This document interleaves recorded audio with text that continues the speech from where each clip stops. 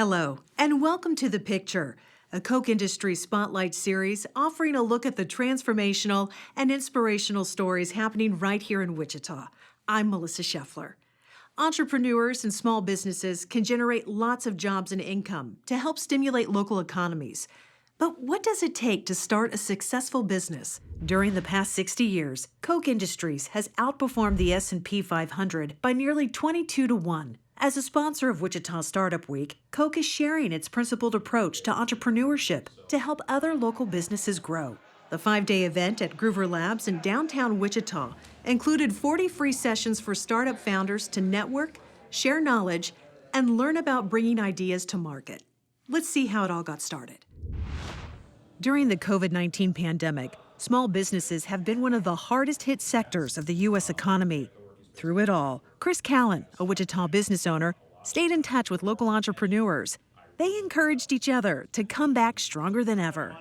The first thing that came out of it was, we have to do something. We have a chance to relaunch.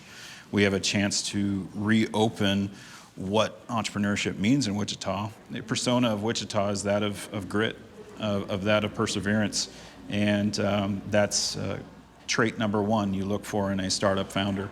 Those traits were also on display at Startup Week for entrepreneurs in Denver, Colorado. James Williams saw small businesses rallying together there and soon worked to organize a similar event at Groover Labs here in Wichita. I want to see Wichita win. I want people to see that they have a future here. I want people to believe that they can start a technology company here. I want them to see and be a part of this, Wichita Startup Week. Sponsored by Koch Industries, the first Wichita Startup Week was held in October 2021. It created immediate opportunities for new businesses trying to gain traction. You got all these entrepreneurs over here with great ideas, but they don't really have the infrastructure to get them through to market, and so there's a lot of fall off there. That's a problem to be solved. The time is now for Wichita to take its future in its own hands and not wait for someone else to come in and help us with our entrepreneurial issues or help us develop businesses. We have to be the change that we want to see. Everyone needs a space to collaborate and bring ideas together, and I've seen that happen here a lot. Different types of entrepreneurs coming together and making connections that they didn't even know they needed. We need people, first and foremost, to get in the game. And if somebody's ever told you that's $1 million idea, we need you to get engaged in the variety of resources that are happening right here and figure out how to make that happen.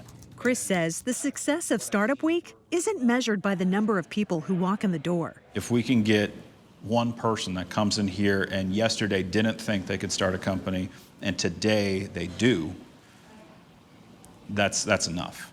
And I think that's happening. I think we are seeing that today. So what does it take to start a startup, to be an entrepreneur? We sat down with Koch Disruptive Technologies Director Jason Ilian after he provided guidance to entrepreneurs at Startup Week. In our one-on-one, find out why Jason says it's okay to have an idea that stinks and what he says is the secret to entrepreneurship. I started very small. So I started as an entrepreneur and I built and sold 2 startups. Neither one of them were home runs, and I have every scar to prove that. Jason Ilian from Koch Disruptive Technologies is familiar with the challenges of starting a company. Early in his career, Jason received mentorship from business leaders like America Online founder Steve Case. Today, Jason helps new business owners connect with experts at Koch. He says the key to building a successful startup is knowing what you have to offer and what customers need. Good afternoon, everybody. Thanks for having us. Jason Ilian from Koch Disruptive Technologies says the word entrepreneur is just a fancy name for someone who wants to improve the world with a product or service. I sometimes think we make innovation way too complicated. Innovation really starts with a person, right? Getting somebody to think differently. And I think most of us want to grow. And you don't have to be an entrepreneur to start making a difference. And sometimes getting involved means just helping. How can you give back? What do you have? Is it resources, time, commitments, connections? What can you give back to help somebody else succeed? This is what resonated with me to come up here and be part of this was, how do we empower the next generation of entrepreneurs to go out there and transform society? And what that does is it creates this virtuous cycle of then they give back to somebody else, and this thing starts spinning. And when that happens, these really robust ecosystems where these new companies and these new leaders emerge, and people are like, well, that happened overnight and actually took 20 years. Jason says Koch Industries is the perfect example of a company that started small and then multiplied by focusing on creating value for others. Today, everybody would say, look at this amazing private company called Koch Industries.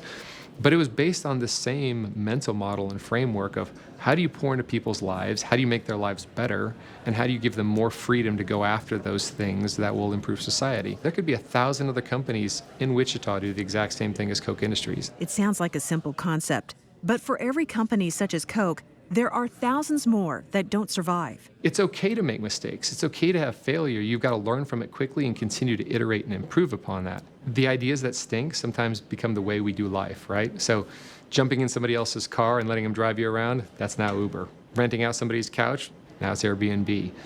Those are the ideas that become just the way we do life in the future. It takes courage to pitch new business ideas and launch your own company. One of the highlights of the first Wichita Startup Week was a pitch competition between 4 aspiring entrepreneurs. In a moment, we'll meet one of the contenders and hear about her innovative mobile app for patients with chronic illness. Plus, we'll get a behind-the-scenes look at the competition from one of the judges' perspectives. Find out what he says can help some ideas stand out from the rest of the pack when we return.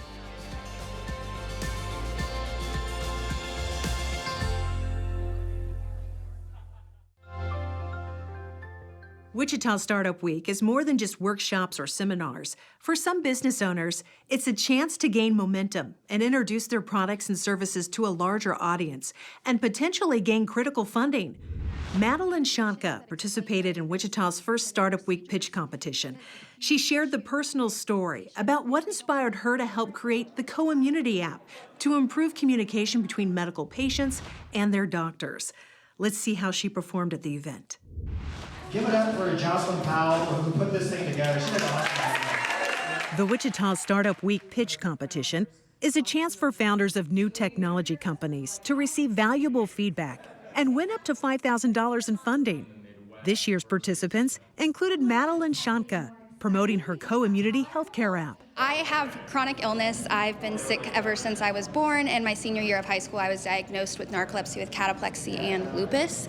And as I kind of went through the beginnings of college, I realized there wasn't a lot of support and not a lot of people talking about what was going on. So I didn't just come to you with problems, I'm a problem solver.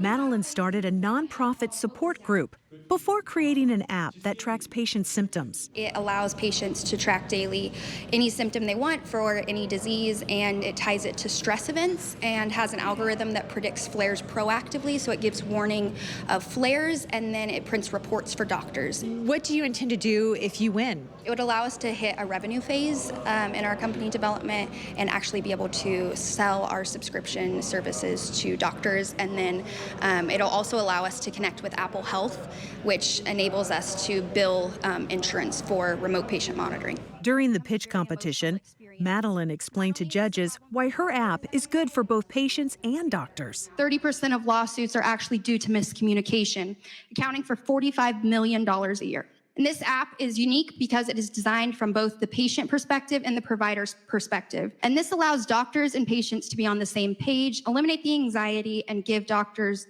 the ability to make data-driven decisions, which everybody loves. One of the pitch competition's judges for Wichita Startup Week was Naveen Maharaj from Koch Disruptive Technologies. And I'm really looking for folks just to use their creativity, trying to think how they can use technology to help better society, and especially giving back to the community here locally as well.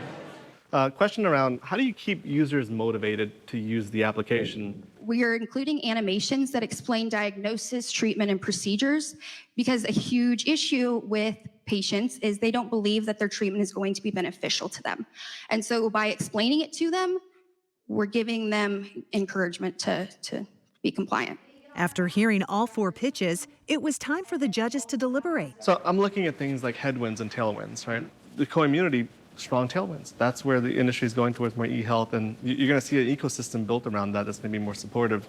That's initially where my mind is going. All right. The team that we have selected is Drumroll, drumroll, drumroll, drumroll, drumroll, drumroll, drumroll. Madeline with Co-Immunity. Co-immunity, ladies and gentlemen!